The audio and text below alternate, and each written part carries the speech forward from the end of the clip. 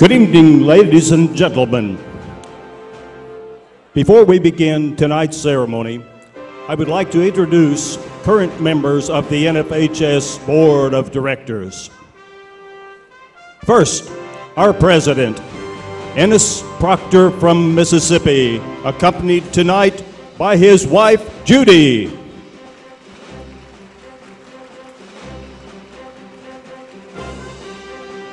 Next, our president-elect, Nina Van Urk from New York.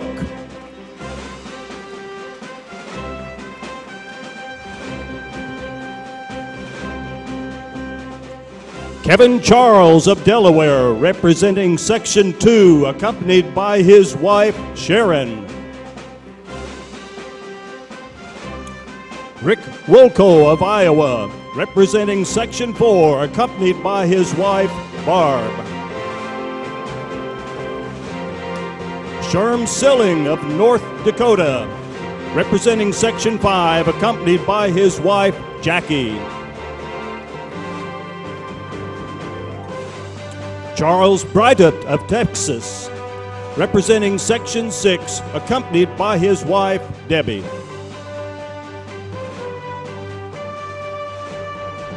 Marie Ashida of California, representing Section 7. Mike Colbreeze of Washington, representing Section 8, accompanied by his wife, Jan. Karen Lenar of Michigan, at-large member representing Sections 1 and 4. Mike Harris of Virginia, at-large member representing Sections 2 and 6. Vicki Gapmeyer of Utah, at-large member representing Sections 3 and 7, accompanied by her husband, Robert. Bob Gardner, Executive Director of the NFHS, accompanied by his wife, Bev.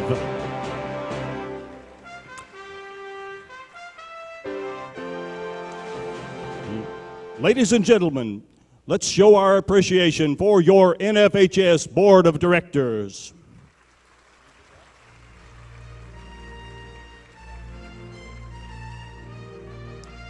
Also here tonight are 8 previous inductees in the National High School Hall of Fame.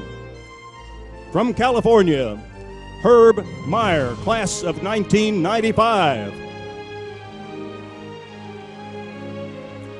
From Mississippi, Lindy Callahan, class of 1995. From Utah, Dick Rosetta, class of 1999.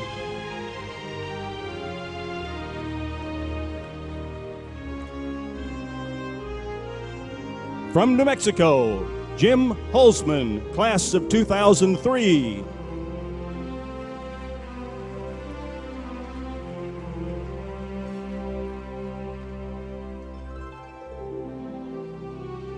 From Colorado, Dick Cotti, class of 2004.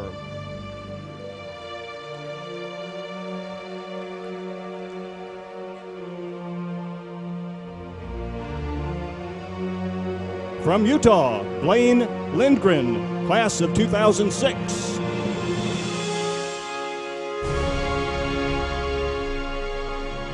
From Idaho, Paul Austin, class of 2006.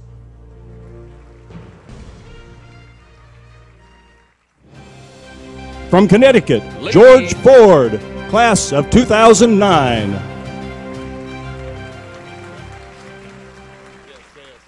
Ladies and gentlemen, please welcome our MC for this evening's program, the Assistant Director of the New Mexico Activities Association, Robert Zayas. I had the opportunity to attend my very first summer meeting and Hall of Fame banquet in 2004, right here in San Diego. I sat in the audience as Mike Walmart from the Oregon Activities Association stood in front of this microphone. I remember thinking, what an incredible experience it must be to preside over the National High School Hall of Fame banquet. I am truly honored and privileged to be standing here before all of you this evening and truly appreciate this opportunity. Ladies and gentlemen, we have a wonderful evening in store for you tonight. It is now time to meet the 2010 inductees into the National High School Hall of Fame. Please focus your attention on the stage or one of the video screens as this year's class is introduced. First, the music educator from Utah, who impacted thousands of young people during his career, from Salt Lake City, ladies and gentlemen, Mr. George Welch.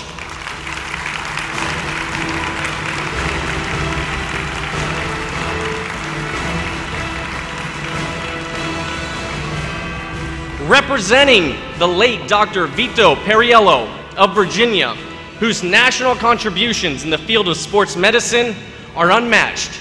Please give a warm welcome to his wife, Linda Periello.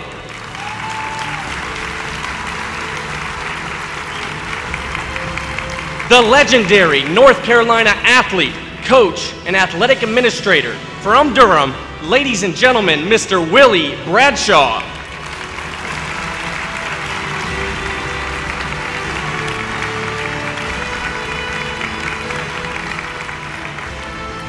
Considered the top contest official in Iowa history, from Mason City, please welcome Mr. Gary Christensen.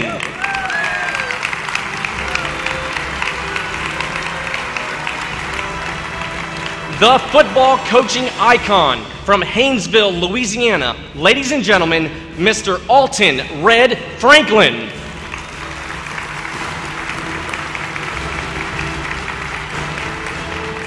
The Rhode Island wrestling coach who led Coventry High School to 11 state championship titles. Ladies and gentlemen, please welcome Mr. Richard McGarian.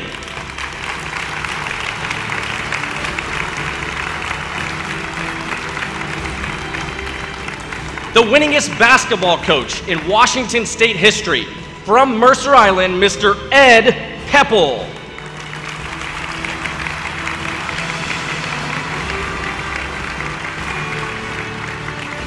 The greatest shot putter in high school track and field history, and three-time Super Bowl champion with the San Francisco 49ers, from Texas, please welcome Mr. Michael Carter.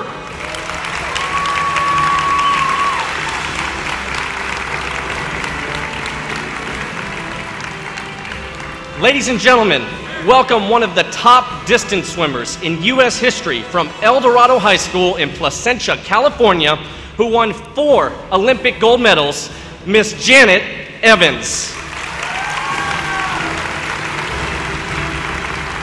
The Wisconsin distance running star, who won 11 state high school championship titles and competed in 3 Olympics, from Stevens Point High School, ladies and gentlemen, Miss Suzy Favor Hamilton. The Wyoming shot put and discus standout, who won 2 Olympic medals, from Cheyenne Central High School, Mr. John Godina.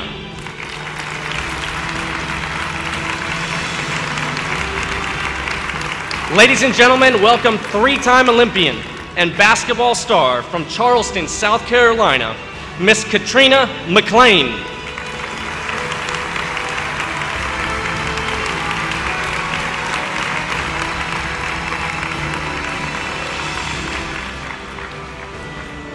Please rise and turn your attention to one of the video screens for this year's rendition of our national anthem.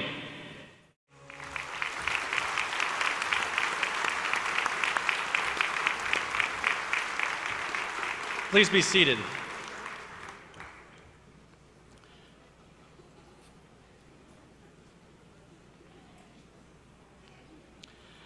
SMI Awards is the exclusive supplier of Hall of Fame rings, and all 12 of our inductees this evening have received rings courtesy of SMI Awards. Please join me in thanking Doug Dunleavy and his staff at SMI for their generous contribution.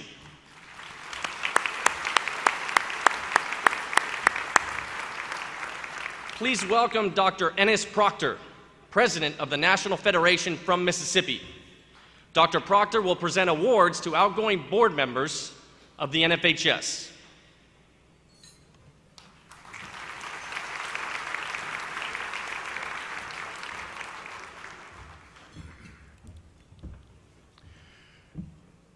Good evening. At this time, I would like to recognize and honor our departing Board of Directors members. Their efforts and commitment to our association are greatly appreciated. We thank each one of them for a job well done and convey our appreciation to each one of them. We will be presenting them with a ring and a plaque for their years of service.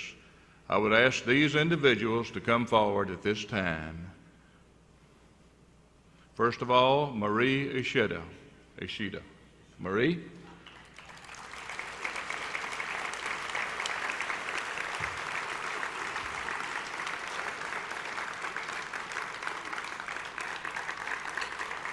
We appreciate Marie. She has been such a good supporter, done a wonderful job this year on the Board of Directors.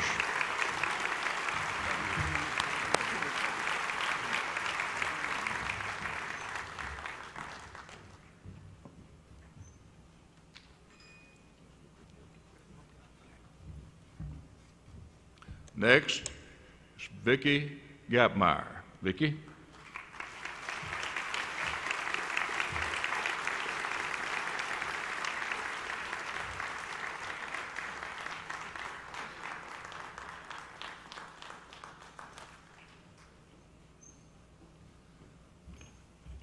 Let's give these two ladies another round of applause. They're so deserving.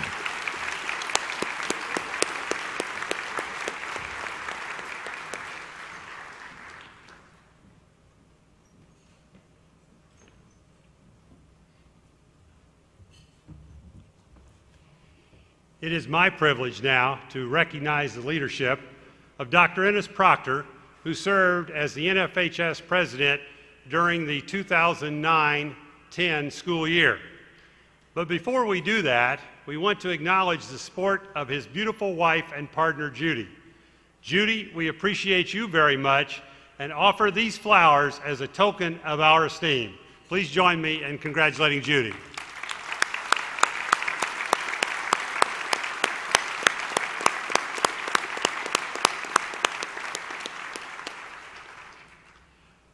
Dr. Proctor has had a very busy year. During the month of September, he traveled over 8,000 miles in attending the section meetings of our membership. His involvement continued throughout the year, including a responsibility that 16 previous presidents of the NFHS did not have. Of course, I'm speaking of leading the board in the selection of a new executive director on Bob Canaby's retirement. Dr. Proctor led that process with integrity and dedication. These are the hallmarks of his tenure. Ennis made himself accessible and readily available for discussion of NFHS matters, all the while continuing to administer the affairs of his beloved Mississippi High School Activities Association.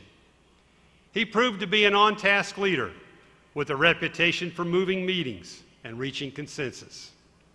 His passion for what we do was always visible, and his commitment to our students served as his guiding light. Ennis, you were a terrific traveling partner, a visionary leader, and now a friend for life. We congratulate you on a job well done.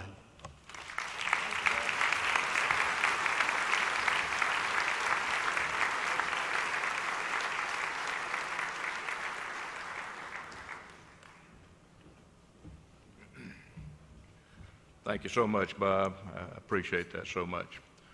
Good evening again, ladies and gentlemen. Charles Dickens began his novel, A Tale of Two Cities, with the description, "It was the best of times, it was the worst of times." I would describe the last year of my life as the best of times and the most challenging of times. This last year, serving as the president of the NFHS, has been fast-paced and challenging, but what a pleasure it's been. Life is not measured by the number of breaths you take, but by the moments that take your breath away. In the last year, my wife Julianne and I have seen this beautiful country from Lincoln, Nebraska, to Myrtle Beach, South Carolina, from Albuquerque, New Mexico, to Kona, Hawaii, from Glade Springs, West Virginia, to Stevens Point, Wisconsin, and from Cooperstown, New York to San Diego, and I can't leave out the great city of Indianapolis, Indiana. What a wonderful country we live in. But it's not just the scenic sights that make it special. It's the people in this country. At every section meeting, we were warmly welcomed, seeing old friends and making new ones. It was a pleasure to meet with executive directors, assistant directors, and other leaders in our state associations. It's been said that friendship is the only cement that will hold the world together. I found that throughout the National Federation, we do share a common bond. Many of us share the same core values, and we are committed to passing those values on to the next generation through the participation in high school athletics and activities that emphasize good character. I want to thank you for giving me the opportunity to represent you as president of this board. I also want to say a special thank you to my family. Please stand as I call your name, family. First of all, thank you to my beautiful wife, Judy, as you just met a few minutes ago, who has been by my side throughout this year. Our son, Trey, his wife, Regina, and their 3 children, Haley, Cade, and Cooper.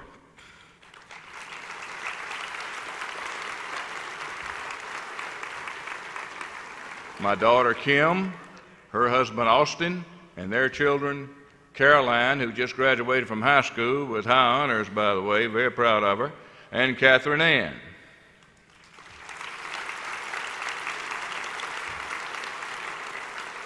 My brother, Don Proctor, and his wife, Linda, from Vero Beach, Florida, who I'm also very proud of.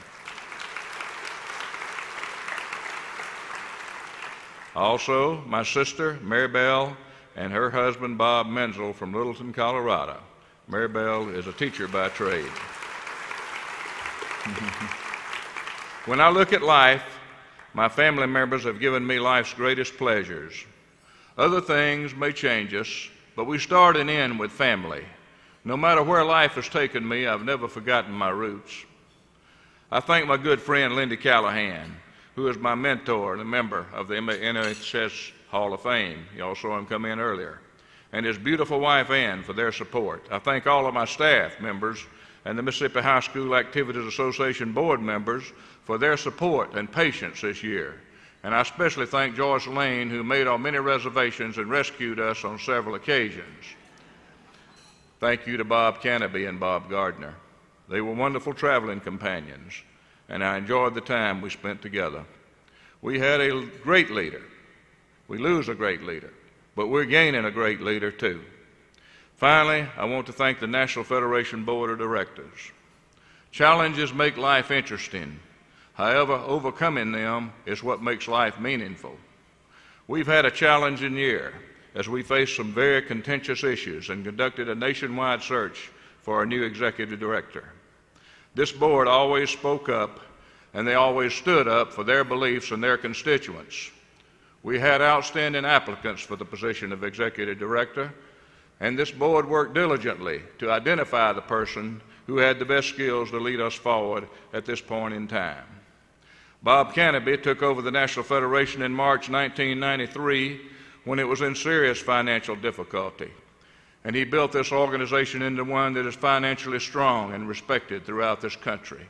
We are indebted to him for his outstanding leadership, and we'll never forget the many inspirational speeches he delivered at our meetings. But our future is bright as this organization continues under the equally capable leadership of Bob Gardner. Thank you, Bob Canopy and Bob Gardner.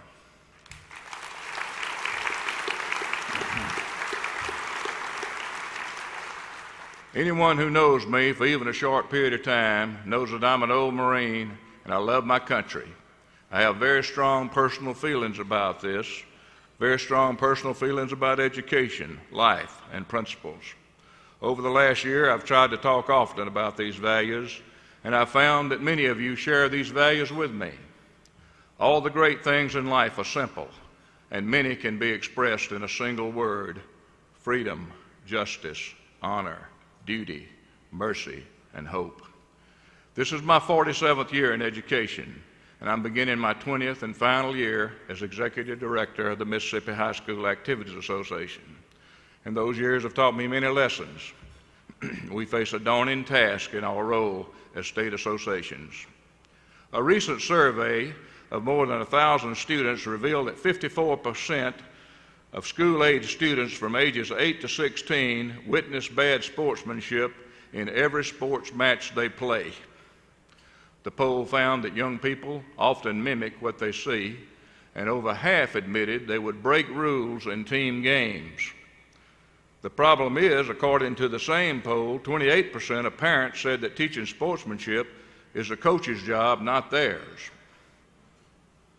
Over the last 47 years, I've watched as our society has become less and less civil. I've seen the instances of poor sportsmanship become angrier and more violent. In many cases, I've seen parents create problems instead of being a part of the solution. During this year, as president of your board, I have tried to encourage everyone connected with our state associations to stand up and be counted. Many of you have already heard my message. Face these fans. Stand up to the violent parents. Let's be strong in the battle to communicate very clearly that we will not tolerate uncivil behavior at our high school events. We must all stand fast in our commitment because it is clear that we must accept the responsibility for teaching freedom, justice, honor, duty, mercy, and hope to all young people. It has been said that we are no longer a Christian nation. Prayer has been banned in our schools and at our events. There's been talk of removing one nation under God from our Pledge of Allegiance. And many public schools no longer have a thought for the day or Pledge of Allegiance. It's a shame that in the name of political correctness, our schools are no longer teaching students to love their country and their religion. Political correctness in the courts have taken a great toll on our schools. It looks as though we are losing more of our personal freedoms when we examine what's happening in our country today. For our young people, high school activities hold the best chance to teach morals, values, faith, and the importance of family. Organizations like the Fellowship of Christian Athletes have been ruled legal in our schools. Let's emphasize these values-based organizations and encourage all of our students to become involved. I believe family, faith, and courage are the values that made our nation great. I will not apologize for my beliefs, and I encourage you to do likewise. We must all fight the battle for what is necessary if we want to offer wholesome, family-friendly championships. We cannot be timid in confronting these many issues we face each day on our jobs. We must go to court if necessary to enforce the cause of right. All of our states have fought the battle in our legal system by standing up for what is right for our students. I applaud Texas, Charles, for its stand to ensure that textbooks teach students correctly. Their battle was not an easy one, but it will have results that will be felt nationwide. We must all follow their example of being courageous in this fight. High school activities are one of the last bastions in teaching the value of fair athletic competitions. Our college programs have become big business, and professional programs seem to be mainly about money. The high school sporting event is the last stronghold where fans and players can play for the love of the game in a wholesome family environment. I salute each of you for the difficult situations you face each day, and I encourage you to continue to take a stand for what is right, what is fair, and what is best for our young people. I know how hard you work in your state associations. Your job is not an easy one, but it's an important one that holds the potential to make life better for our students, for our country, and for our society. Once again, thank you for giving me this memorable year of my life. I've heard what you leave behind is not what is engraved in stone monuments, but what is woven into the lives of others. I hope that in some small way I have been able to make a positive difference in the lives of our young people. And I pray that I have spoken and modeled fearlessly the core values on which America was founded. I encourage each of you to stand fast in the battle to uphold American values. May God bless America, and may God bless each one of you. Thank you very much.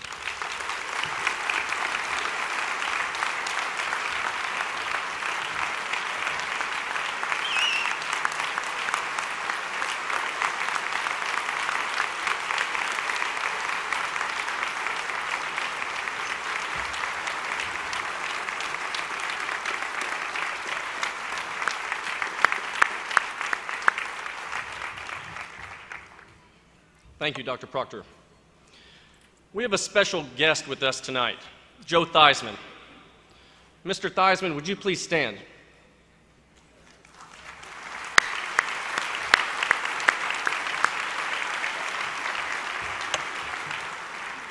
As you know, Mr. Theismann spoke at our closing session this morning, and we're glad to have him with us tonight. We will have a special autograph signing session immediately following tonight's ceremony in the foyer outside the ballroom. We would ask that you do not approach Mr. Theismann's table nor the inductees' table during dinner. At this time, I would like to ask Mike Harris, a member of the National Federation Board of Directors from Virginia, to come forward to deliver the invocation.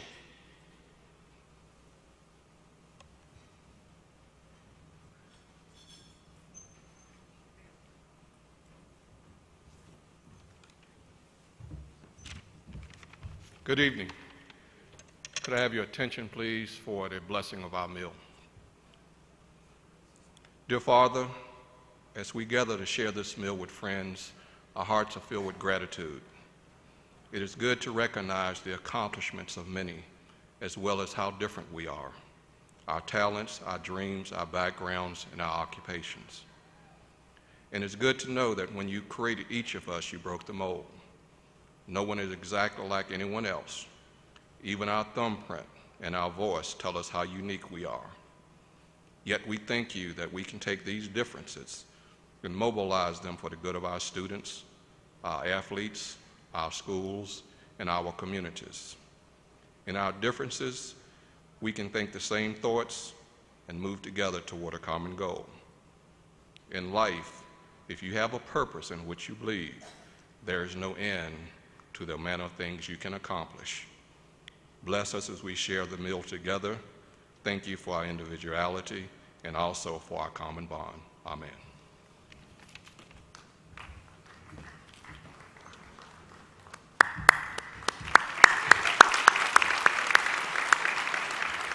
Thank you, Mr. Harris. It is now time to enjoy your wonderful meal, and then briefly we will go ahead and get started with the induction of the 2010 class. Thank you. Please enjoy your meal.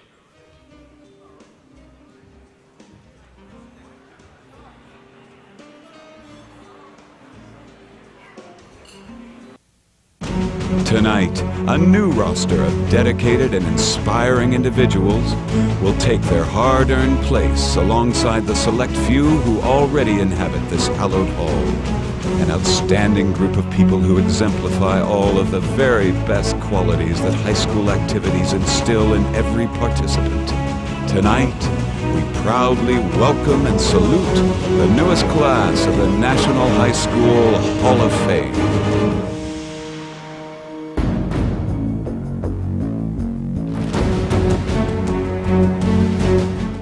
Good evening again. We have a tremendous ceremony planned for you tonight, the 28th in the history of the National High School Hall of Fame. Since the beginning in 1982, we have inducted 374 outstanding individuals into this prestigious Hall of Fame. Our 12 inductees were selected through a two-level process involving a screening committee composed of active high school administrators, coaches, officials, and state association administrators, and a final selection committee composed of highly respected athletic, education, and business leaders from around the nation. Tonight, we will be honoring the 2010 inductees in the following order. First, one in the fine arts category, followed by one distinguished administrator, one contributor from the field of sports medicine, one contest official, 3 outstanding coaches, and 5 former high school athletes. Our inductees will be receiving their Hall of Fame award from Dr. Ennis Proctor, president of the NFHS, and their medallion from a representative of their respective state high school association. Ladies and gentlemen, it is my honor to present to you the 2010 inductees into the National High School Hall of Fame, beginning with a salute to the individual from the fine arts category. What distinguishes the many who simply achieve good things from the select few who achieve greatness? Do they have greater skills than the rest of us? Or do they simply commit an internal discipline and drive to a singular and life-changing focus on high school activities? Who are these people? They are teachers and directors of fine arts, the nurturers, the people who know that scoring points in debate is every bit as meaningful as scoring points in a ball game. More than 4 million students annually participate in speech, debate, music, and theater programs. And these people put in endless hours to coach, inspire, and nurture. And in the process, teach us all that competitiveness and achievement are not limited to sports alone. Our inductee into the Fine Arts category this year is George Welch of Utah. George Welch was a director of vocal music and fine arts coordinator at 3 Salt Lake City area schools for 15 years before moving into administrative positions. Although he eventually became a high school principal, Welch's devotion and contributions to the arts never ceased. I had an opportunity to teach in several schools where music was a very popular thing to do. So you had an opportunity to have all of the student body officers, all of your best athletes, and those kinds of things who participated in your program, and as a result of that had an opportunity at times to teach as many as 450 or 500 students a day in the choir program that we had. Welch spent many spare hours as a festival adjudicator, guest conductor, and clinician, and he served in numerous volunteer roles to promote music and arts education at all levels. He was president of the Utah Music Educators Association and the Utah chapter of the American Choral Directors Association. High school to me is the most gratifying place to be. It's where I spent virtually my entire career as a teacher, as an assistant principal in a high school, and also as a high school principal. Never had a bad job. Welch has assisted the Utah High School Activities Association and the NFHS on many occasions. He chaired the Utah Association's Music Committee, served 3 years on the NFHS Music Committee, and has been on the NFHS Music Journal Review Board for 13 years. I've had an opportunity to judge or adjudicate music festivals in 5 different states, in California, in Nevada, in Utah, in Colorado, and in Wyoming. And that's been a wonderful experience to be able to go and listen to other states' groups perform. I've also had the opportunity of directing the Wyoming All-State Choir as a clinician, the Utah All-State Choir, 657 voices, and then the Utah All-State or the Utah Men's Honor Choir as well, the Utah All-State Choir in the Tabernacle on Temple Square. In addition to his school positions, Welch directed the Salt Lake Symphonic Choir for 31 years, which toured 30 states, Canada, Russia, and Armenia. The choir performed for many high schools to help raise funds for music programs. When Mr. Howard called me on the telephone and indicated that I was going to be inducted to the Hall of Fame after I hung the telephone up, I sat down in a chair and just started to weep. And my wife thought that we'd lost a family member, that we'd had a death in the family. It was just hard for me to imagine that such an honor could come to an individual such as I.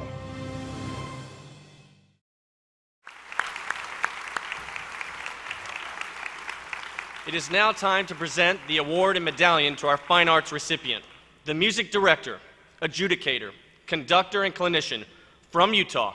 Ladies and gentlemen, please welcome George Welch.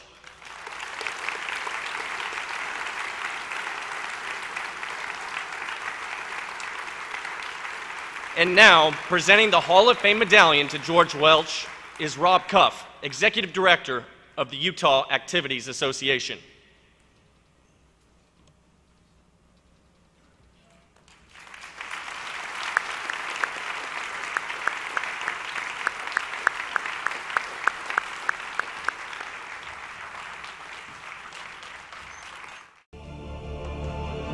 They are administrators, the unsung, who have a 24/7 commitment propelled by a deep and abiding belief in the value of high school activities.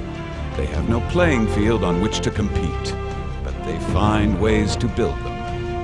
And they win every single game that's played by the mere fact that they make it possible for those events to take place at all.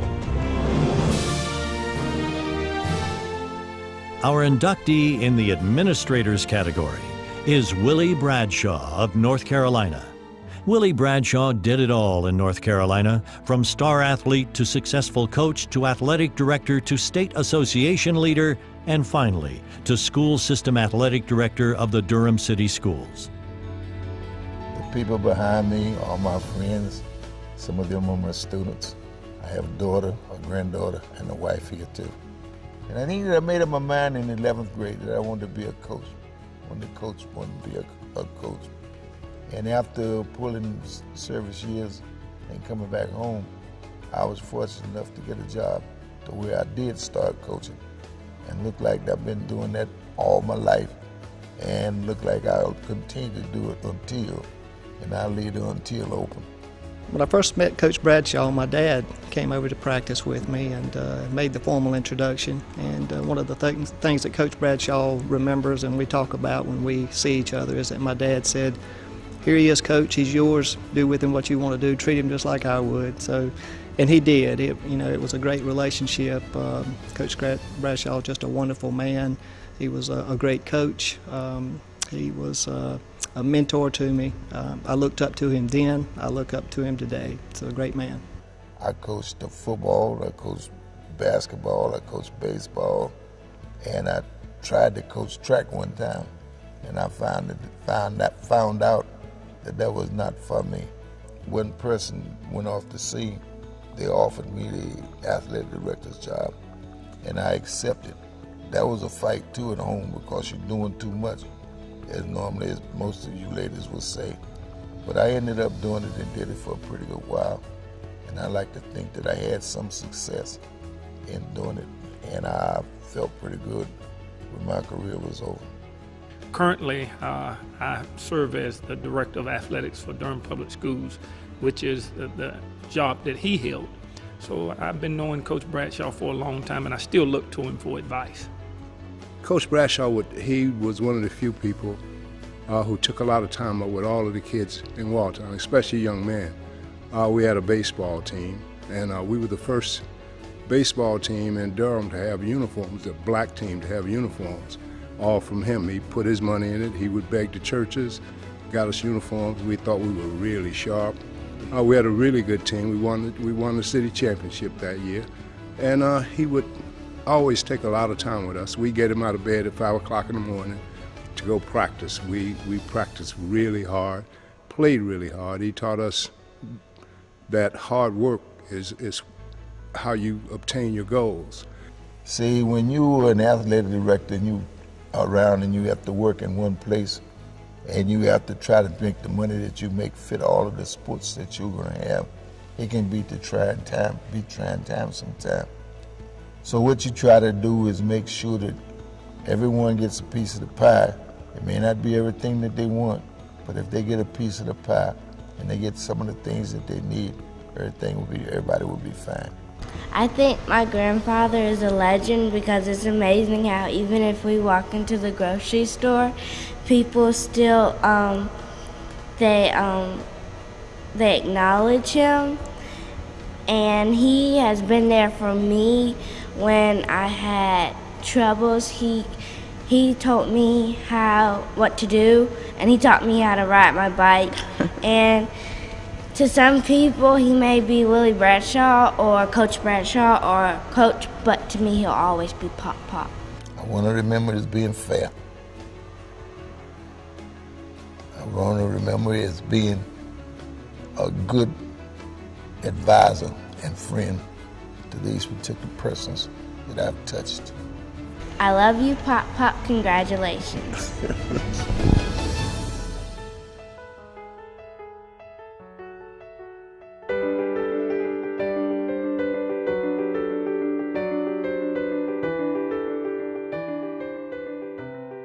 Our inductee in the contributor category is the late Dr. Vito Periello of Virginia.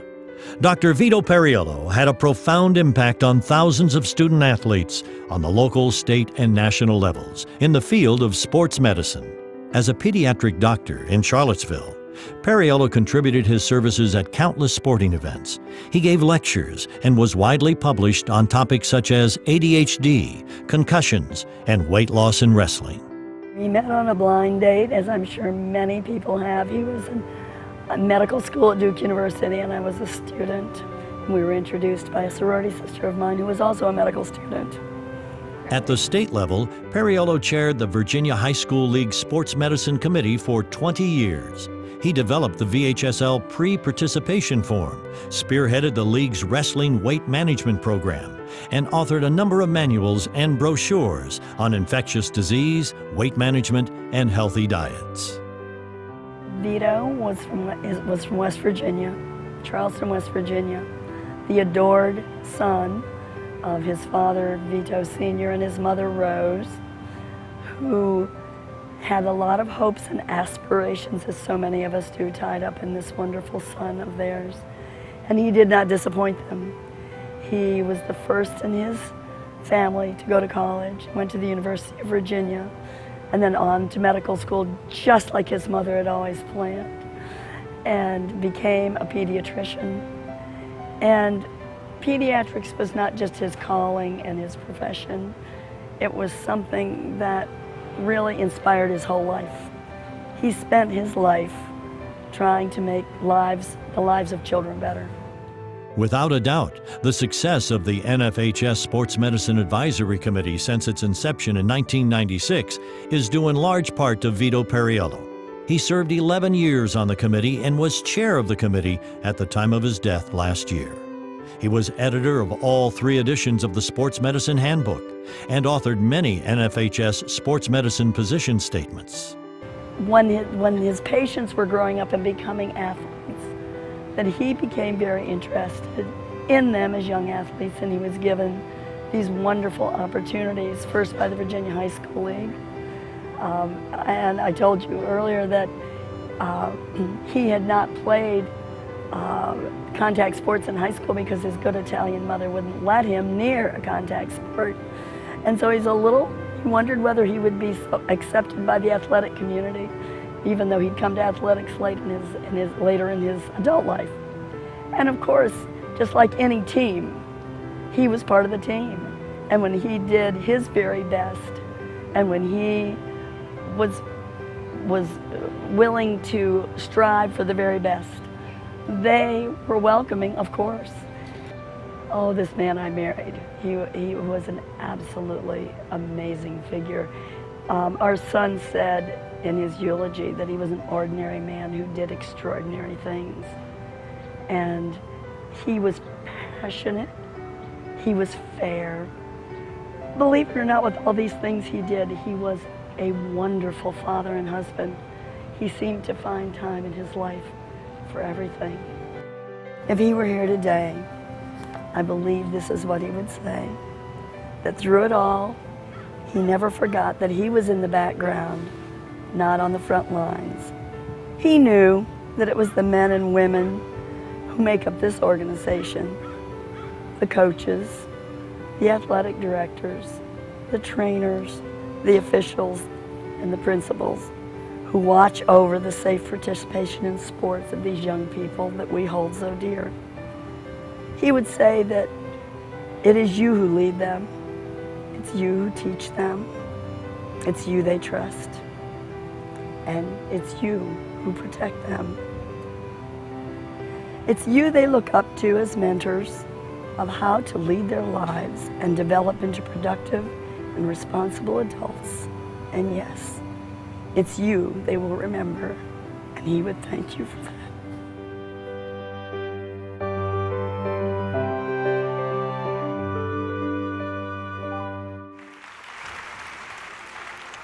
It is now time to present the awards and medallions to the administrator and contributor in this year's class. Our first honoree is the longtime athletic director of Durham, North Carolina schools. Ladies and gentlemen, please welcome Willie Bradshaw.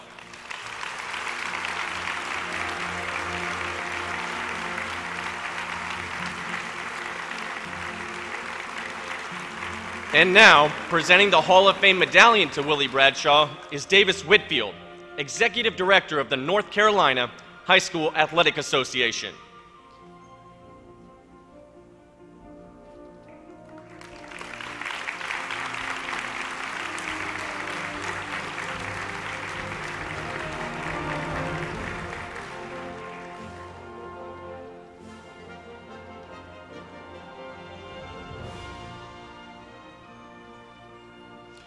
Our other honoree in this category is the late Dr. Vito Periello, who gave countless hours to medical issues in high school sports. Ladies and gentlemen, please give a warm welcome to his wife, Linda Periello, as she accepts this award on his behalf.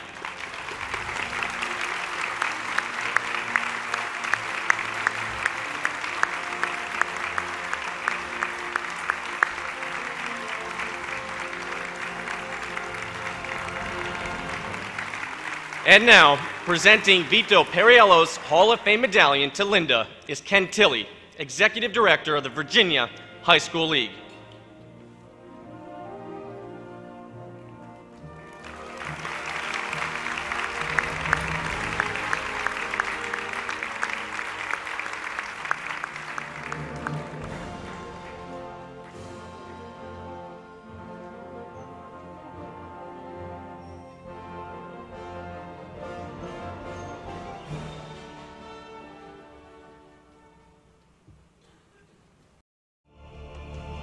They are officials, the arbitrators, guardians of fair play. And being right means being perfect, in the right place, at the right moment, drawing on an encyclopedic memory of every rule, and then in a split second, unerringly making the one right call. They're often volunteers who, along with the whistles and flags, carry responsibility for the integrity of the sport into every single contest they officiate.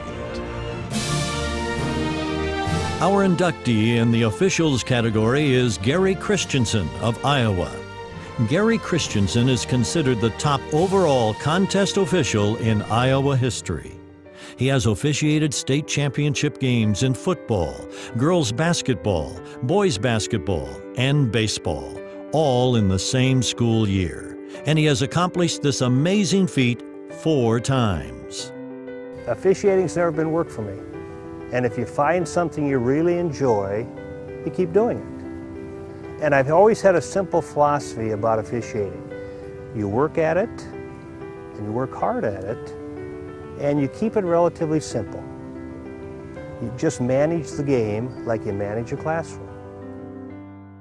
Christensen has officiated 15 state football championship games, 15 state boys basketball championship games, and 14 baseball title games.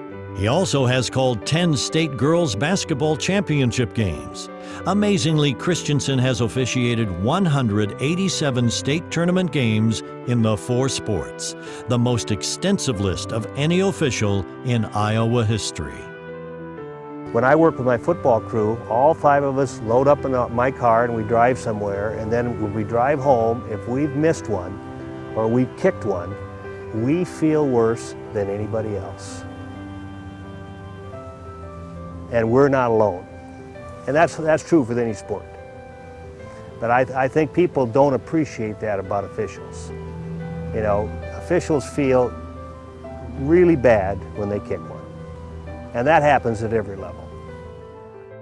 In addition to his remarkable performance on the field and court, Christensen has been just as valuable to the Iowa High School Athletic Association as an instructor and teacher. For the past 24 years, Christensen has been the association's rules interpreter in football, basketball, and baseball. He also has been a presenter at officiating mechanics clinics the past 4 years. I mean, the first year or 2 I refereed, I probably wasn't very good. But I was willing to deal with it and work at it. I worked the lower level games, the junior high games, the middle school games, the 9th grade games. If you can work some of that basketball, you can work at any level. Christensen is a community college instructor in Iowa and applies his education background to officiating high school sports. He has turned down many opportunities to officiate at higher levels because of his strong beliefs in the educational benefits of interscholastic athletics. I've had coaches over the years always tell me that when my partner and I would show up, it's not like we weren't going to miss any, but they knew the ball game was going to be called fairly. And that was very important to us. I've always said we never see a school color. We have to understand the role that we play. We're there to officiate. That's what we do. We don't worry about what gym we're in, what field we're on, or what school colors are playing. Our job is to officiate, and we do that the best we can.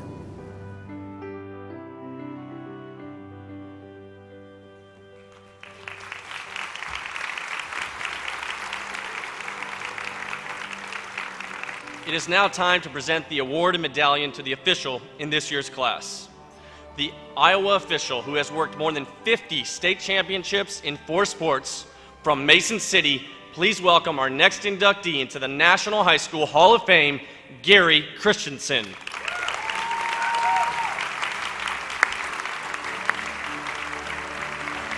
And now, presenting the Hall of Fame medallion to Gary Christensen is Rick Woolco, Executive Director of the Iowa High School Athletic Association.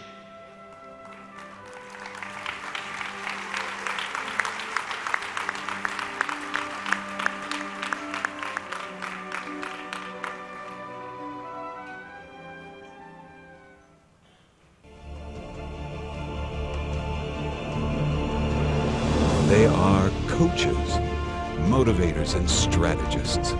People who set the standards and in the process change lives. They never win a game themselves, but they create winners. And they are, above all, teachers. And what they teach us is how much we can gain by encouraging and supporting the achievement of others in our lives. Our first inductee in the coaches category is Alton Red Franklin of Louisiana. Red Franklin is one of Louisiana's all-time greats when it comes to coaching high school football. In 35 years as football coach at Haynesville High School, Franklin won 367 games and finished as the second winningest coach in state history and number 15 nationally. My biggest thing was I want to give back to some of those youngsters that something, you know, like people gave to me when I was growing up. Franklin's teams were able to finish what they started as well, winning 11 state championships and finishing second 4 other times. His teams won 27 district championships and participated in the state playoffs 31 times. Haynesville had 8 undefeated seasons under Franklin and dominating defenses. Amazingly, 191 of his 367 victories were shutouts. I demanded that they just be themselves and know how to act in the classroom and don't do anything to embarrass football at Haynesville High School. And they understood that. Every time we got off the bus, this is all I would tell them. Remember where you're from, fellas, and let's go play.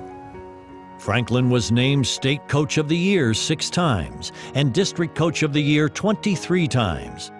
He is a member of 4 other Halls of Fame, including the Louisiana High School Athletic Association Hall of Fame and the Louisiana Sports Hall of Fame. He coached the Louisiana All-Star football game for 10 years and was the game's coordinator for 2 years. Once a coach, always a coach. Franklin came back after 2 years of retirement to serve as a volunteer assistant coach at Haynesville under his son. I had a professor in college told me, he said, now if you guys are going into the coaching for the money factor, get out now, don't go, because you're not going to make any money.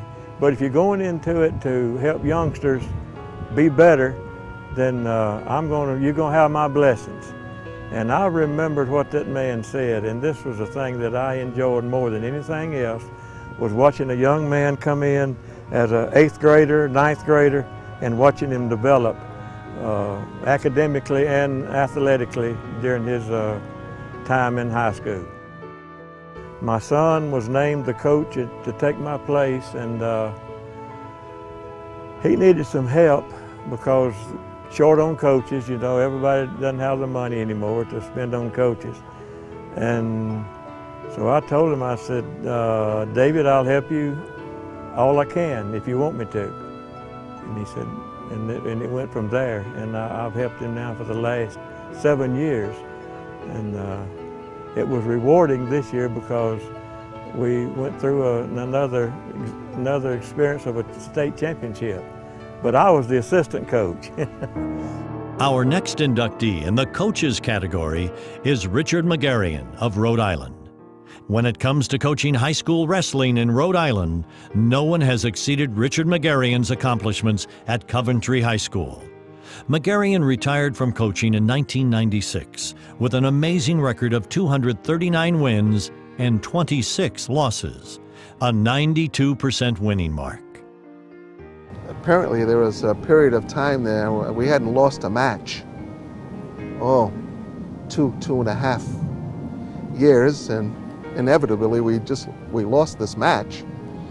And I got to school about 6:45 the next morning, and the principal says the superintendent is here to see you.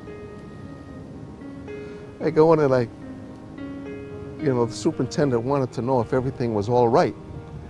And I said, excuse me, but it seems to me you got more important things to do than to worry about whether we lost a match, one match in two and a half years.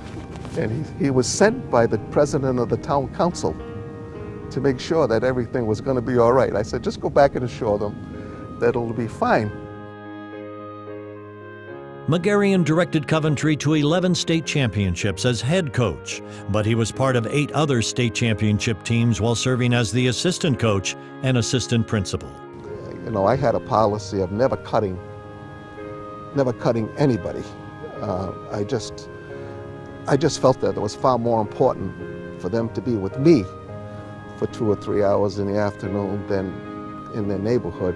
And I know a lot of coaches who do that. They're not concerned about that win at any cost, which I don't think any program that's successful, it can't be on the backs of the kids. It really can't. Kids know when they're being used, and so do parents. And I can just see kids who love their coaches and just love being a part. Overall, during his 34 years at the school, Coventry won 19 state and 22 league championships, including an amazing 14 consecutive titles. One of the sports I've really gotten to love is girls field hockey. I don't understand one whistle. I don't understand if anybody understands the whistles, but it's just watching the girls progress and over the last 14 years in terms of their commitment to sports and what sports has done for them. In addition to coaching the most successful high school program in the state, Magarian was co-founder of Wrestling USA in Rhode Island, which directs and coordinates wrestling programs and tournaments for youth, ages 7 to 12. If you're going to coach, there's a couple of ingredients there's a few things that you need to do. One is to become as prepared as you can be, and that's by going to clinics. And the second, like I said, is to have a partner or a wife who buys into this. And fortunately, I had a wife, Judith, who let me do this for 25, 30 years, and at the same time raised 2 terrific sons, and John and Chris. So I want to thank her for letting me do this nonsense over all of those years.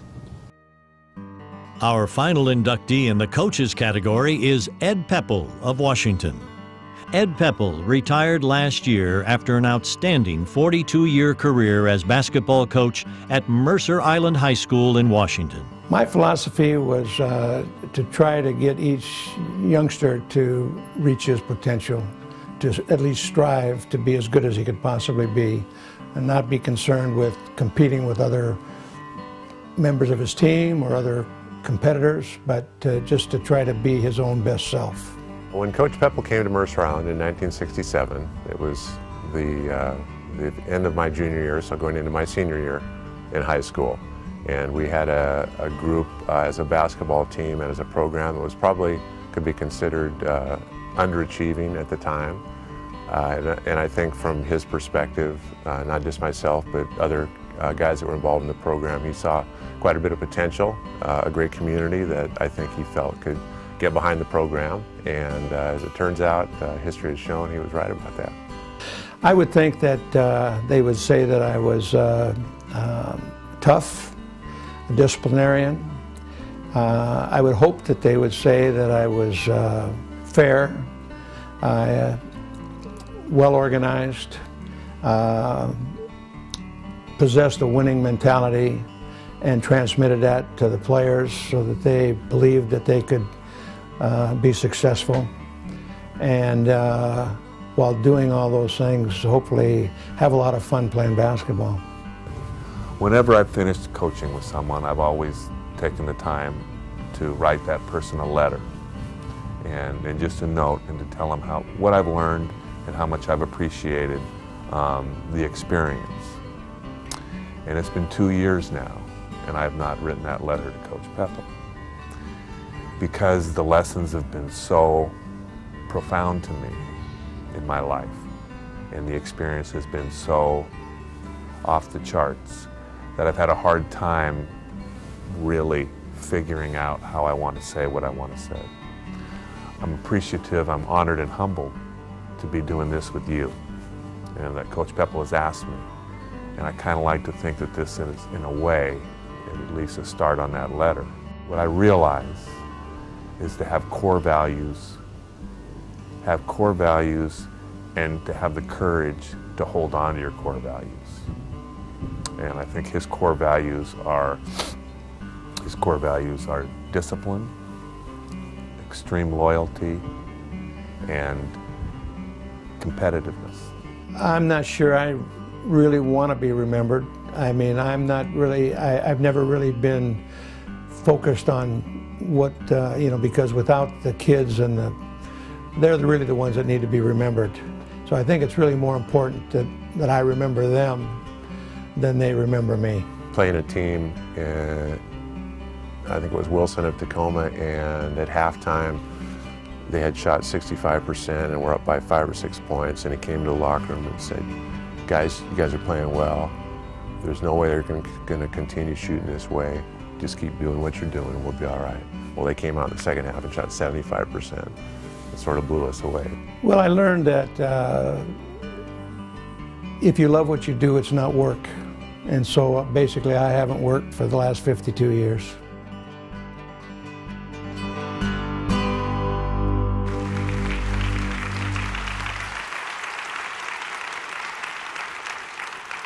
It is now time to present the awards and medallions to our coaches.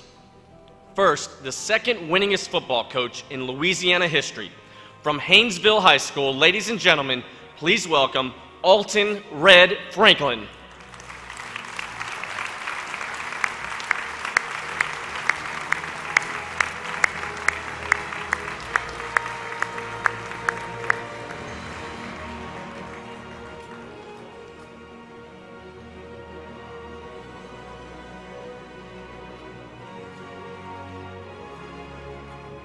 And now, presenting the Hall of Fame medallion to Red Franklin is Kenny Henderson, who was the principal at Haynesville High School for 3 years during Red's distinguished coaching career and is now the executive director of the Louisiana High School Athletic Association.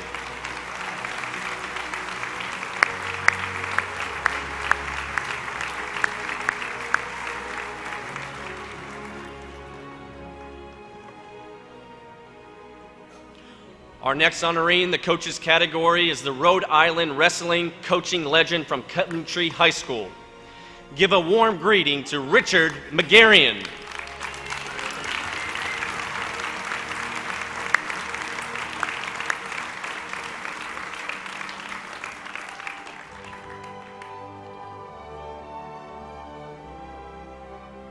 And now, presenting the Hall of Fame medallion to Richard McGarian is Tom Mazzanotti, Executive Director of the Rhode Island Interscholastic League.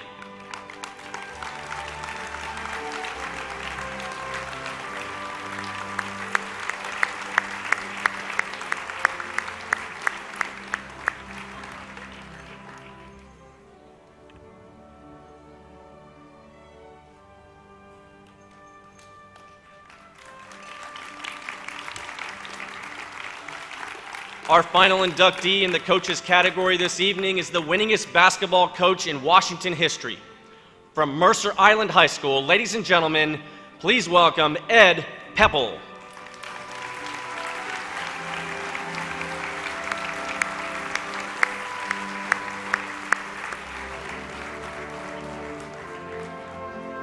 And now, presenting the Hall of Fame medallion to Coach Pepple is Craig Olson, Associate Principal and Athletic Director at Mercer Island High School and a member of the Washington Interscholastic Activities Association's Board of Directors.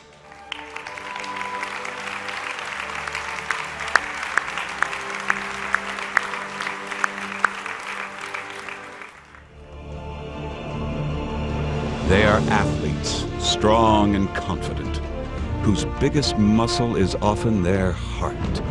Athletes who awe us with their agility and their accomplishments, that a seemingly insurmountable challenge may only be the next stepping stone to greater accomplishments. By bringing out the best in themselves, they show us by example that each of us has that same capacity. Big, and we mean big, Mike Carter, out of Southern Methodist. He's in second position. I mean, this is a large human being. 34-inch thighs. He has improved. He opened at 67 feet 8 inches, moved it to 67.10. He has an incredible history in high school. He threw the shot put 81 feet 3.5 inches. That's the high school shot, which is 12 pounds. And that record may stand till the next century in the high school ranks. 293 pounds, Mike Carter.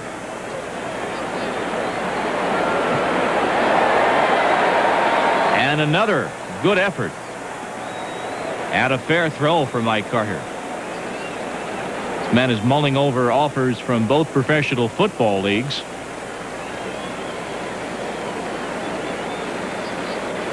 Looking to remain in second position, possibly overtake Alessandro Andre. His third attempt, 69 feet, 2.5 inches. So he trails Alessandro Andre by 6.5 inches. Carter in second place halfway through the competition.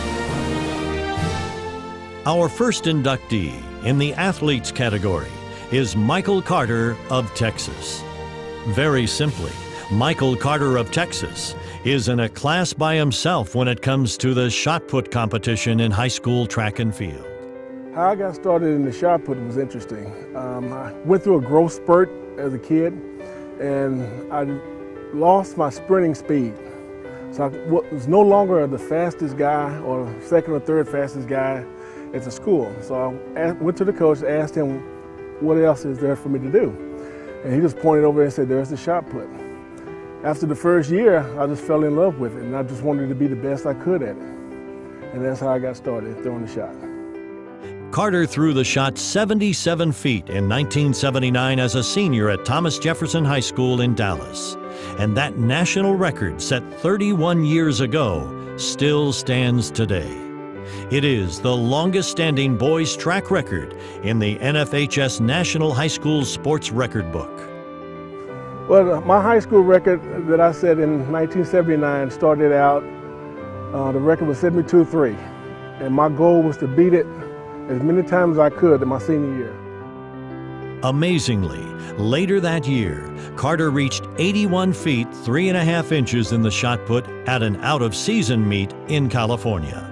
Although that performance did not count for official high school records, it was rated the 16th top moment in U.S. track and field history by USA Track and Field. Carter won 3 state titles in the shot put and the state title in the discus in his senior season. My very best memory of throwing the shot in high school has to be my finest moment, which was at the Golden West 1979 out in Sacramento, California. I was down to my last throw of my high school career. The record was at 77 feet, which was, I had said earlier, and I was down to my final throw. If I didn't do it on that throw, that was it. The record wasn't going to be budged any further. Got in the ring. 800-meter race had started because the shot put was centered right on the curb, and the runners went by, broke my concentration. I asked the official, could I start over, get out the ring and reset myself. They gave me the permission. Got back in the ring. The announcer announced that this is my final throw of my high school career. So all the pressure's on me, and I knew I had to do it on this last throw. And I came across and everything was perfect. Everything hit right. I didn't know how far it was gonna travel because I didn't feel it. It was a perfect throw, effortless throw. And when it landed past the record flag, I knew I'd done it. So I had beaten it by about 4 feet. So the record was 77, I went 81. Heading into the final turn at a 17-year-old Janet Evans, 101 pounds, who's got to stoke herself with food all day to keep that body weight up to 101. Evans with a substantial lead, and now they come to the final 50 meters. The moment of truth for little Janet Evans. Could she do it? She's got it. Janet Evans fighting to hold on. She now has 20 meters to swim, and now they're coming to the wall, and Janet Evans getting close. She's going to win gold. Janet Evans of the USA wins gold in the 400-meter individual medley. Our next inductee in the athletes category is Janet Evans of California. The state of California has produced a long line of great swimmers, but when it came to swimming long distances, no one did it better than Janet Evans during her days at El Dorado High School in Placentia. Evans set the national record for the 500-yard freestyle in 1988, and that mark stood for 20 years. An unbelievable feat in the sport of swimming. I first jumped in the pool when I was about 18 months old. I learned how to swim because my mother can't swim and my dad can kind of just float. And they decided when they moved to California and bought a home with a pool in it that my two older brothers and I needed to know how to swim. So my mom basically threw us in the pool at the local Y, and I could swim a lap of freestyle by the time I was 2, and I could swim all 4 strokes by the time I was 3, and I swam in my first swim meet when I was 4. Evans also set the national record in the 200-yard individual medley twice, and she held that mark for 5 years. Within the state of California, Evans dominated the swimming scene in high school. In a 2-year span, she set 10 California Interscholastic Federation Southern Section records, and amazingly, 2 of those marks still stand today.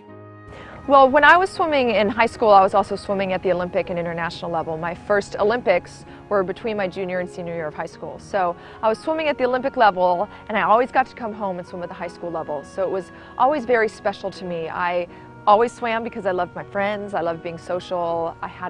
My high school had a really great swim team, and I swam in Southern California, which has a great swim program, the CIF does. So, you know, breaking a national high school record always was as important to me as breaking Olympic records or breaking world records, because it meant a lot to me. It was a very personal thing for me. So, you know, I think my records were just broken a few years ago, so I was always very proud of that. I count that as one of my big accomplishments, that my high school record stood for so long as well.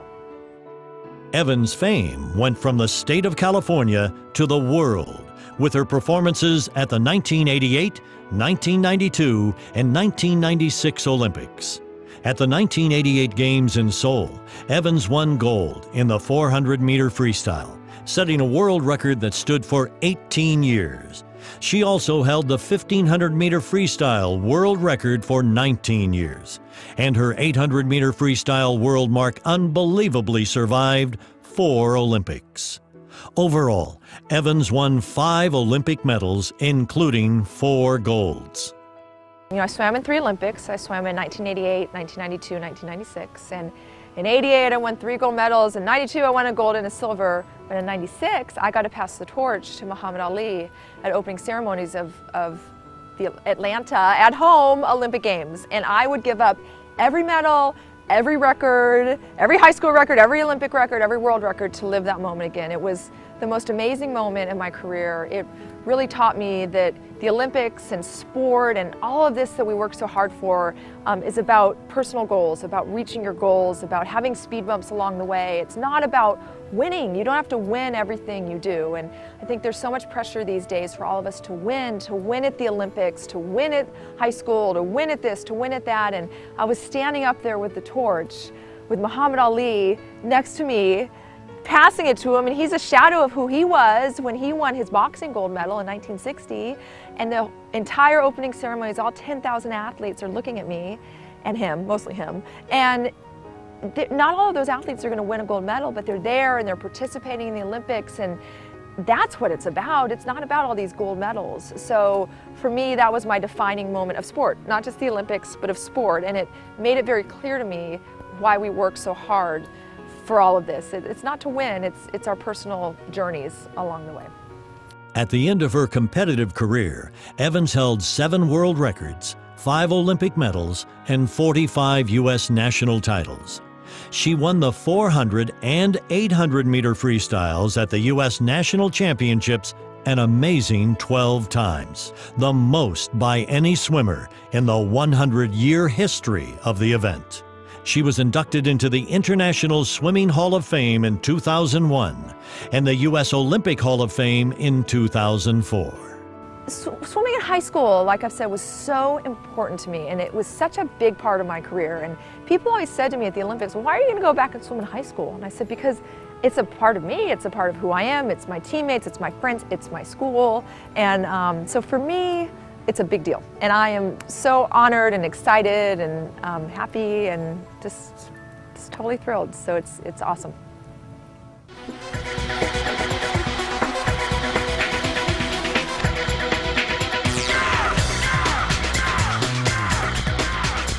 Hamilton pushing down on the accelerator. It's Sacramento in second place. Zuleika in third. Hamilton running very well on the backstretch. The American record, 3 minutes 57 and 12/100ths of a second by Mary Slaney. Let's see how close she can come. Running very well in this last lap, but it's all Suzy Favor Hamilton. Our next inductee in the athletes category is Suzy Favor Hamilton of Wisconsin. Suzy Favor Hamilton is one of the greatest distance runners in U.S. history. From her days at Stevens Point High School in Wisconsin, to her 9 NCAA titles at the University of Wisconsin, to her 3 Olympic appearances. I can't believe I'm right here, right now. This was the moment when I beat all the boys in the 5th grade, and I beat them on this track, and that was the moment that I knew I wanted to be a runner. I had no idea I could become a 3-time Olympian and do all the things I did in running, but this was the place that it all started, and my best memory of all from my entire running career. At Stevens Point High School, Favor Hamilton won 11 state titles, including 4 cross-country championships. Right now, we are in Stevens Point at Schmeeckley Reserve, and this is a place that I used to train as a young high school runner. It's a mile loop, and I would run from my house, which is a mile away, and I'd run this loop over and over again, never getting tired. And I just have the greatest memories. This was my sanctuary, my private training area. Here we are in the middle of the city, but you wouldn't know it. Suzy was a coach's dream. She was the total package. She had great talent, great work ethic, and was very coachable. And you don't usually find those things. You might find one, but not the other 2, but she was a rare combination that was all 3.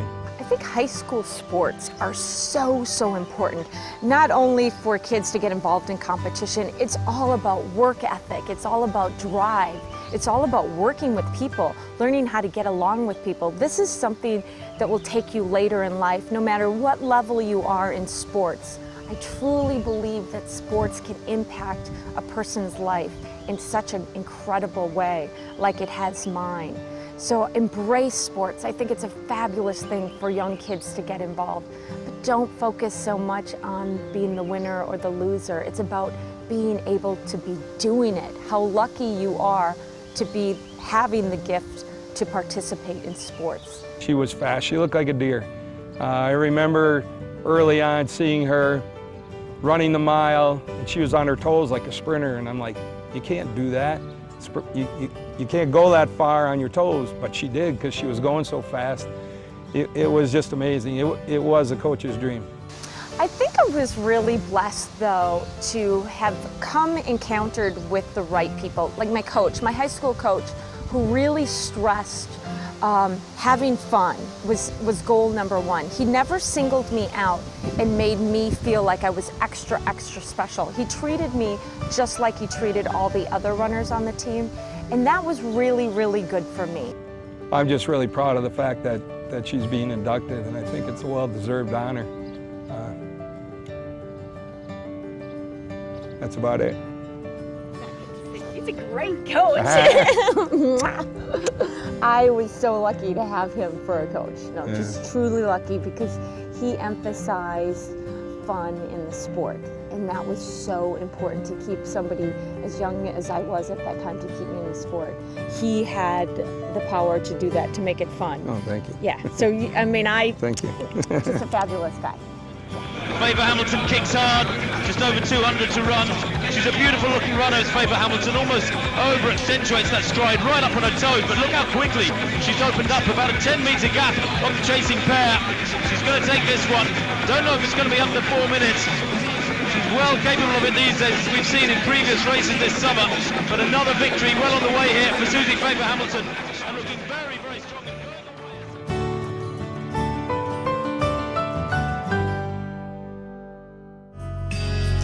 As a high school senior, John Godina's physical talents were already evident. Able to bench press 335 pounds, run a 4.740, and vertical leap 37 inches, he was an All-American in both football and track.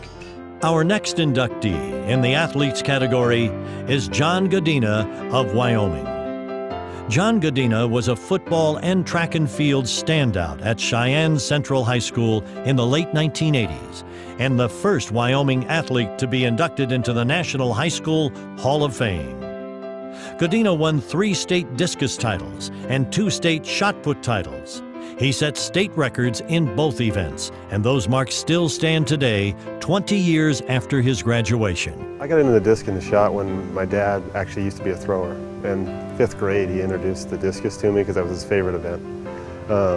Ended up going to a bunch of junior Olympic meets even when I was in junior high school, and moving forward, never really touched the shot put until high school when I absolutely had to. And the coaches wanted me to get some points for the team, but it ended up turning out to be a positive thing to throw the shot. I ended up going to the Olympics and that, but I can thank my dad for introducing me to it.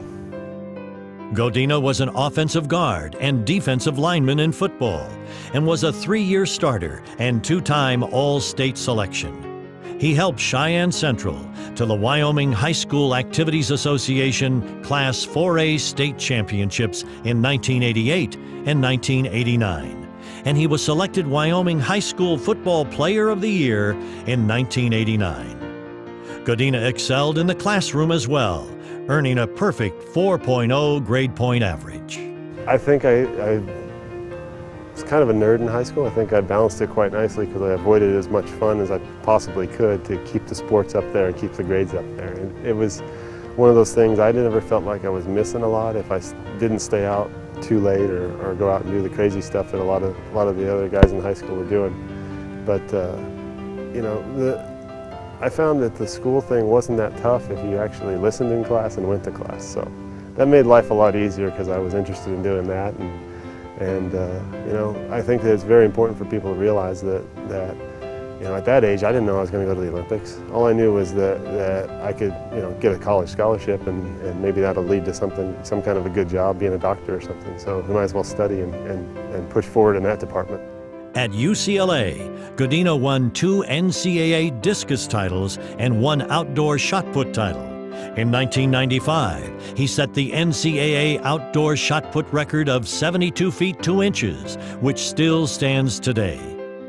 Godina is a 3-time World Outdoor Shot Put Champion, 3-time U.S. Outdoor Shot Put Champion, and 4-time U.S. Indoor Champion. As an indication of his respect in the track and field world, Godina twice received the Jesse Owens Award as the Outstanding American Track and Field Athlete. He also was an anti-doping athlete ambassador for the U.S. Anti-Doping Agency. Of all the track accolades that you can get, I mean, that's the equivalent to the Heisman. That's your MVP. That's, you know, it's everything in American track and field, and to get it twice, I mean,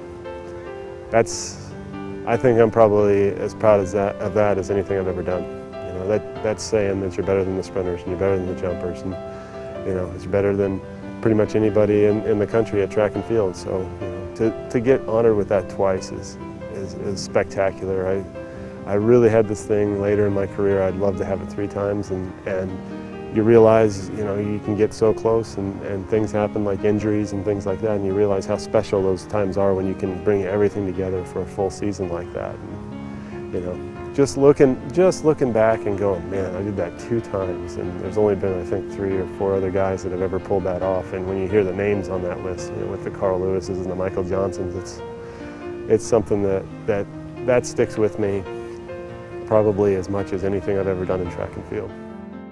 Godina competed in 3 Olympics, beginning in 1996, when he became the first American in 72 years to make the Olympic team in both the shot put and discus. He then repeated the feat in the 2000 Games. Godina won the silver medal in the shot put in 1996 and was a bronze medalist in 2000. I look around at the people that are in the Hall of Fame, and I'm astounded that I get to call myself a member. It's just the best of the best, and I've never really thought of myself in the Hall of Fame vein. I've always been the guy that's been competing, and I just recently really retired, and it's just all this stuff's kind of hitting me at once, and it's just such an honor to get to have people tell you that you're pretty good at what you do. So I'm thankful that people considered me, and I got nominated, and man, when I got the word that I was in, I was the happiest guy. It was a great day for me. It was the shy post player from Charleston, South Carolina, who provided a fistful of firsts. Katrina McLean joined an already talented roster in Athens in the fall of 1983 and immediately made an impact. Our final inductee in the athletes category is Katrina McLean of South Carolina. Katrina McLean was one of the top basketball players in the country during her 4 years at St. Andrews Parish High School in Charleston, South Carolina. She capped her brilliant career as a senior by helping her team to an undefeated season and the Class 3A state championship. Wow, that was a long time ago. Actually, I really enjoyed it. It's been a lot of fun. We had great teams. We won my senior year, the championship, which was very, very, very surprising. I've enjoyed it. It's for me, it's always been fun just to be able to play the sport, basketball, and usually when I play sports, I play all the sports. So the good thing about it is that my parents allowed me to play whatever sport I wanted to play as long as I got my homework done. So for me, playing basketball was just something that God has blessed me with, and I just kind of pursued that. McLean averaged 28 points, 15 rebounds, and 4 blocks in her senior season. Overall, in 4 years, she scored more than 2,300 points. She was a 2-time All-State selection and was a Parade All-American as a senior. McLean was chosen Most Valuable Player in the region and state and was South Carolina's High School Player of the Year. It feels really good. It feels good to actually have undefeated season because we struggled through the years. We actually did really well up until the last game, right before the finals or before the championship round. So to really have an undefeated season was awesome for us. And like I said, we had great help and we had a wonderful coach. I mean, she was really strict and she was really good. McLean continued to make headlines at the University of Georgia, where she helped her teams to 116 wins, 2 SEC titles, 4 NCAA playoff berths, and 1 Final Four appearance. She was named National Player of the Year in 1987 and averaged 25 points a game for her 4-year career. She became a member of the University of Georgia Circle of Honor in 1997 and had her number retired. I think the experience in high school helped me in college was, first of all, because of the fact that it motivated me to want to do better, to want to reach higher levels of play. The coach in high school, I think the coach is really important to have a good coach because she was really strict on us and we did a lot of running. So when I got to college, I didn't anticipate doing so much running. And then when I got there, I figured, oh, it shouldn't be too bad because we ran so much in high school. But the level was totally different. And so it was like another level and that I wasn't ready for.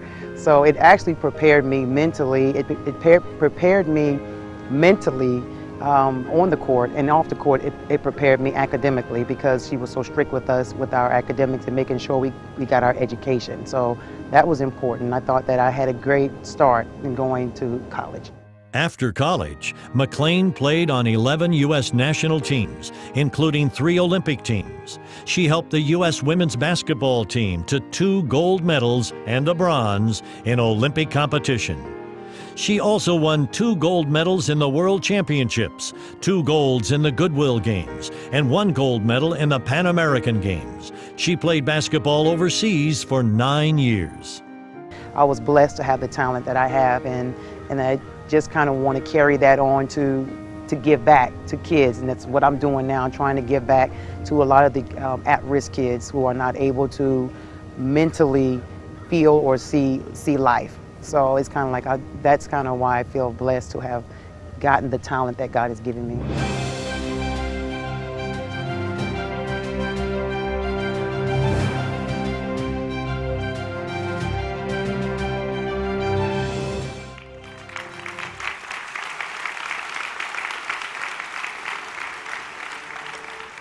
It is now time to present the awards and medallion to our 5 distinguished athletes. Our first honoree is one of the top track and field athletes in U.S. history. From the Dallas, Texas area, please welcome our next inductee into the National High School Hall of Fame, Mr. Michael Carter.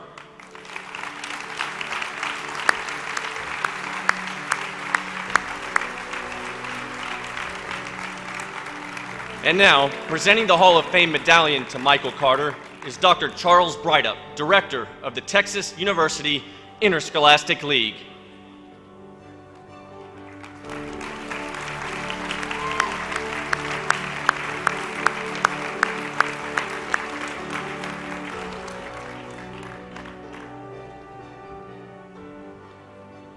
Our next honoree is the high school, college, and Olympic swimming star from Southern California.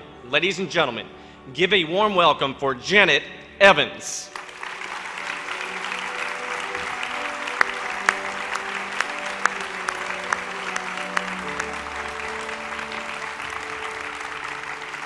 And now, presenting the Hall of Fame medallion to Janet is Marie Ashita, Executive Director of the California Interscholastic Federation.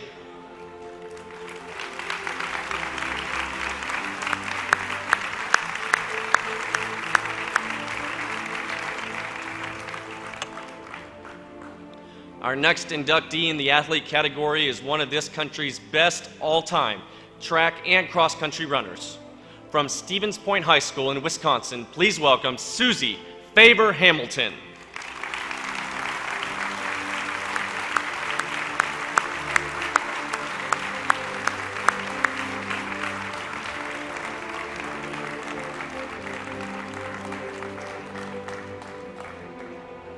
And now, presenting the Hall of Fame medallion to Suzy Favor Hamilton is Dave Anderson, Executive Director of the Wisconsin Interscholastic Athletic Association.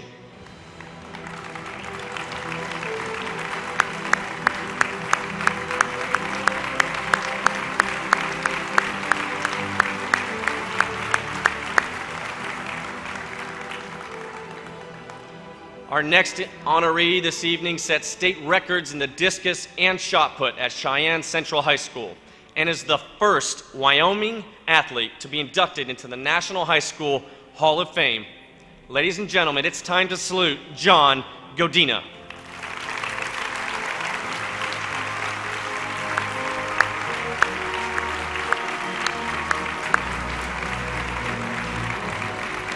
And now, presenting the Hall of Fame medallion to John Godina is Ron Laird, Commissioner of the Wyoming High School Activities Association.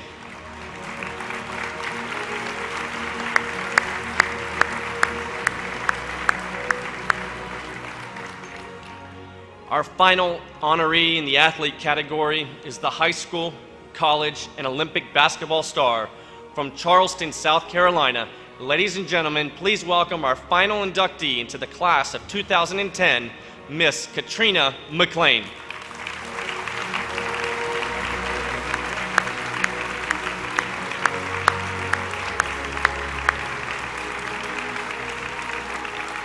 And now presenting the Hall of Fame medallion to Miss Katrina McLean is Jerome Singleton, Commissioner of the South Carolina High School League.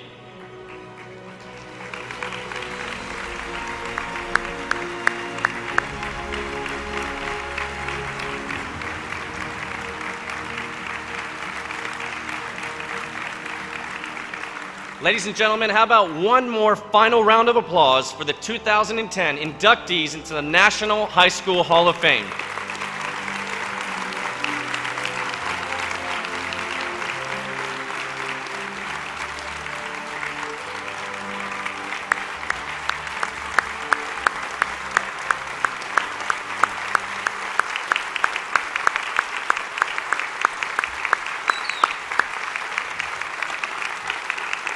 At this time, I would like to call upon Janet Evans, who will accept the awards on behalf of the 2010 induction class.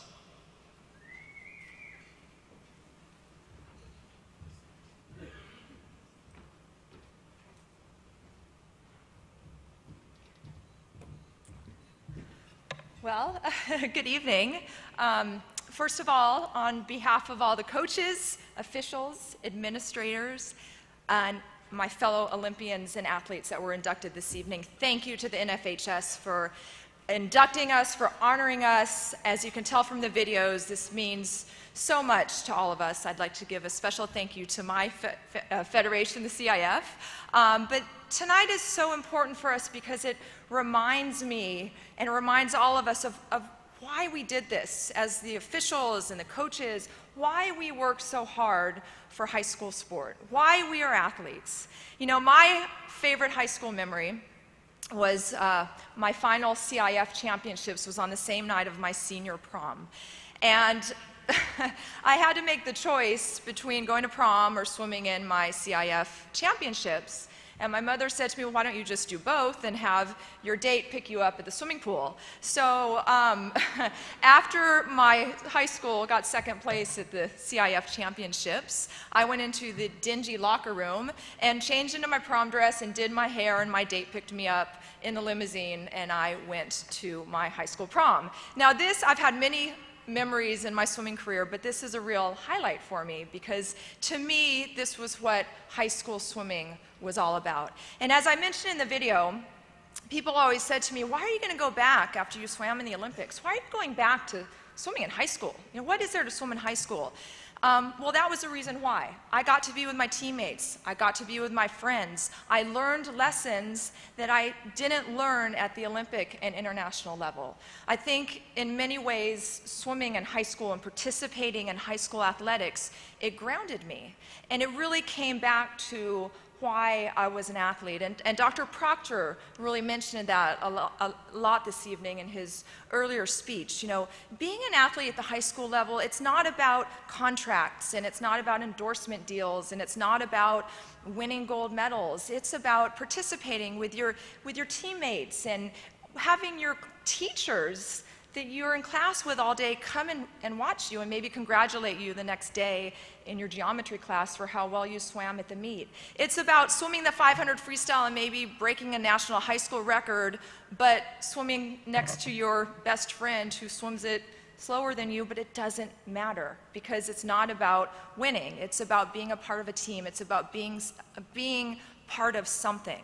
And that's what high school athletics brought me. And from listening to all of the inductees this evening, I think that's what it brings to all of us. So thank you to all of you who take part in this. The athletes, we're the showcase, right? We're the ones that in the end you see us out on the field, but none of this is possible without our teachers, without our administrators, without our coaches, without our officials, without our doctors who take care of us when we're hurt. So you contribute to us and you make us better people. You make us better parents, better wives, better friends. And you make us who we are and who we become.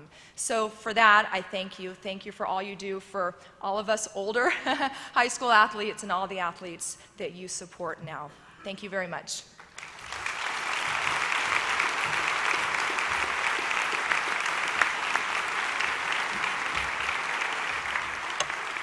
Thank you, Janet. I would now like to call upon Bob Gardner, Executive Director of the National Federation, for closing comments.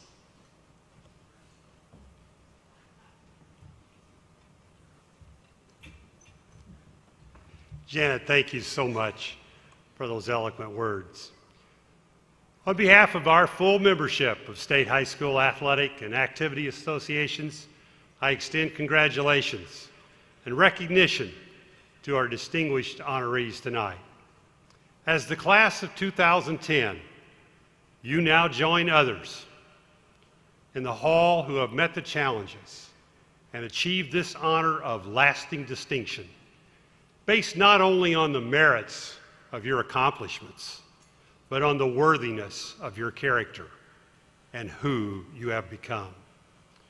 For it is in those dreams of aspiration, mixed with the deeds of perspiration, that there's real value to all the young people who play our games and take part in our fine arts activities. America has these programs in our schools because we believe in their values. We believe that these programs teach lifelong lessons, that the young people who participate develop teamwork and self-discipline.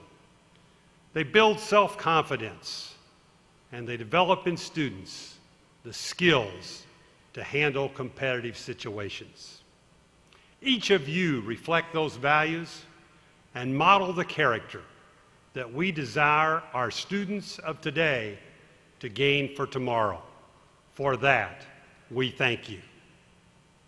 As we now bring this 91st annual meeting to a close here in San Diego, we are reminded that the challenges to our programs are ever present. Whether those challenges come from the effects of the oil spill, both economic and environmental, to the financial challenges impacting our schools in every state in the Union.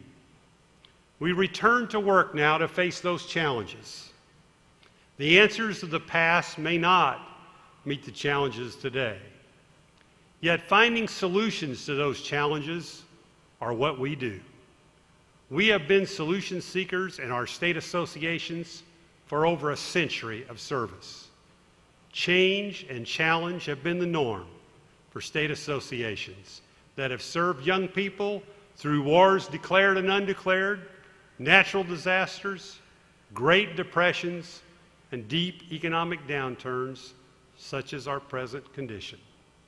We have continued to step up to build our programs to meet the needs of our students and service our schools. And that is what I believe we will continue to do. Our veterans and our new leadership. New leaders emerge from the shores of the Atlantic in Davis Whitfield in North Carolina and Clarissa Niehoff in Connecticut, to the Commonwealth of Kentucky and Julian Tackett, to the Midwest Plains with Steve Shanahan in Nebraska, Paul Angelico in Colorado, and to the Pacific Shores and Christopher Chun in Hawaii. Each brings new ideas to join the core of experienced leadership in serving our students.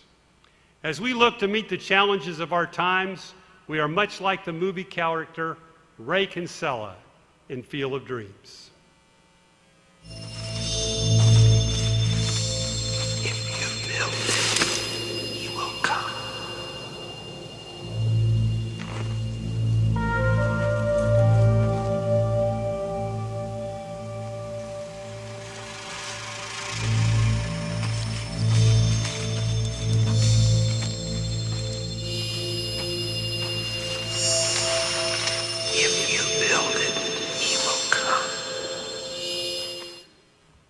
If you build it, they will come. He heard the challenge and he stepped to meet it. If you build it, they will come. Like the movie, they will come because there is value to what we do. We build community. We shape tomorrow. Concord, New Hampshire teacher and Challenger astronaut Krista McAuliffe's words said it best. I touch the future. I teach. If we build programs that add value to the education of our students, we do indeed touch the future. Young people want to be a part of a team. They want to be part of something greater than themselves. That is what has inspired and pushed our inductees to achieve. That is what will inspire the next generation of young people coming to our fields, our gymnasiums, and our stages in another month to begin that journey to self-awareness and fulfillment. We must meet the challenge to provide that value. Why do we do it? I have done everything I've been asked to do. I didn't understand it, but I've done it. And I haven't once asked what's in it for me. What are you saying, Ray? I'm saying, what's in it for me? Is that why you did this? For you?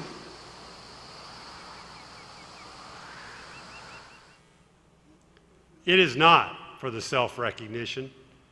It is not for what's in it for me. It is because, as John Ruskin said, the highest reward for man's toil is not what he gets for it, but what he becomes by it.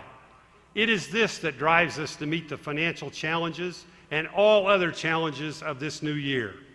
It is this because our next generation of leaders is depending on it. If we're going to be true to the values of America, then we must strive to impart those values to our young people.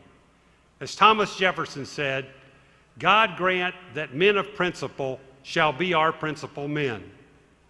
I believe all our state associations are indeed led by men and women who are men and women of principles. We will succeed because our boards, our staffs, are principal men and women committing to serving students. Travel home safely and meet the new year with dedication, courage, and innovation.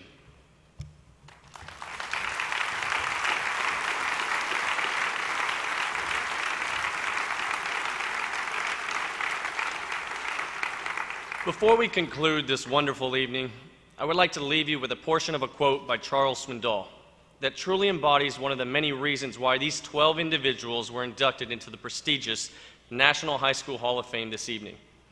Mr. Swindoll wrote, quote, "The longer I live, the more I realize the impact of attitude on life. The remarkable thing is we have the choice every day regarding the attitude we will embrace for that day. We cannot change our past. We cannot change the fact that people will act in a certain way. We cannot change the inevitable. I am convinced that life is 10% what happens to me and 90% how I react to it. And so it is with you. We are in charge of our attitudes." Close quote. As we know, the young people of our nation need our tireless efforts now more so than ever. I encourage you to continue with the positive attitude that is the result of all of us sharing this evening together.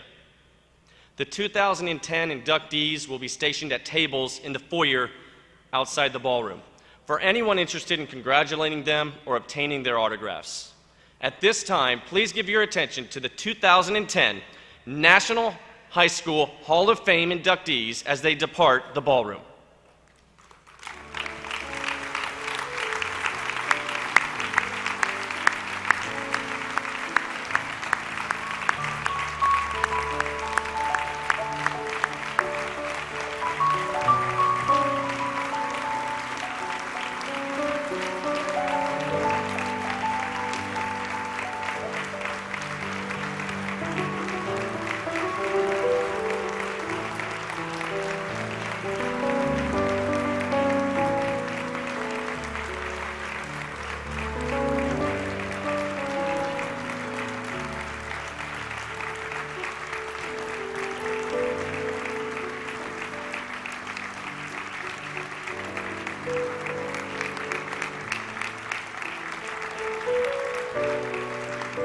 Thank you for your attendance here tonight. The 2010 National Federation Summer Meeting stands adjourned.